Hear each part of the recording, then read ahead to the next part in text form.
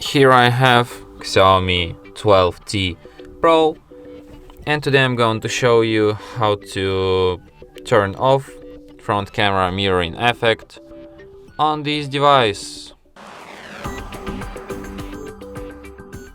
So to do this, firstly you have to open camera, then you have to switch to the front camera.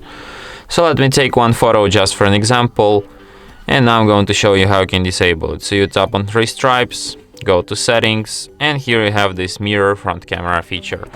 You just disable it like this, and now let's take another photo.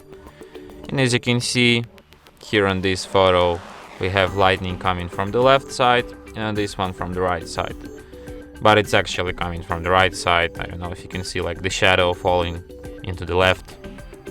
You can also see it on this preview.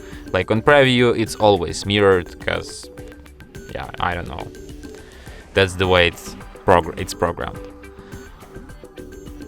And that's it. Thanks for watching.